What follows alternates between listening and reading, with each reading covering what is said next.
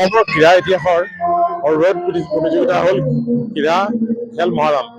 তেনেদৰে অসমৰ সাংস্কৃতিক দিশৰ মহা সাংস্কৃতিক সংগ্ৰাম নামে আমাৰ কাৰ্যসূচী গ্ৰহণ কৰিছিল।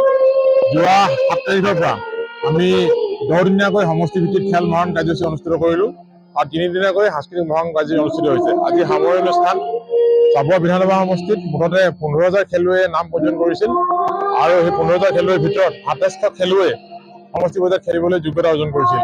যোৱা 10 দিনে ধৰি 27টা খেলুৱৈয়ে নিজৰ ক্ৰীড়া প্ৰতিভা বিকাশ কৰিলে আৰু অসম চৰকাৰৰ উদ্দেশ্য আছিল যে তৃণমূল পৰ্যায়ত সোমাই থকা, গাঁও অঞ্চলত সোমাই থকা, চাহ বাগিচা অঞ্চলত সোমাই থকা ক্ৰীড়া প্ৰতিভাবোৰ উলিয়াই আনি এখন বহল মঞ্চ প্ৰদান কৰা। আৰু যোৱা দিনকেইটাত চাবুৱাত অনুষ্ঠিত হোৱা প্ৰতিযোগিতা প্ৰমাণ কৰিলে যে আমাৰ অঞ্চলত সাংঘাতিক ধৰণৰ ক্ৰীড়া প্ৰতিভা সোমাই আছে, সকলো উজ্জ্বলি উঠিছে।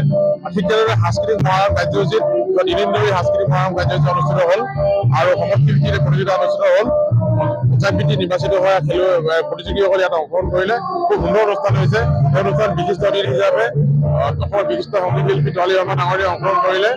আজি সাংস্কৃতিক মহাৰণ আৰু খেল মহাৰণৰ সামৰণি কাৰ্যসূচী আজি ডিব্ৰুগড় জিলা আৰক্ষী অধীক্ষকে ইয়াত অংশগ্ৰহণ কৰিলে।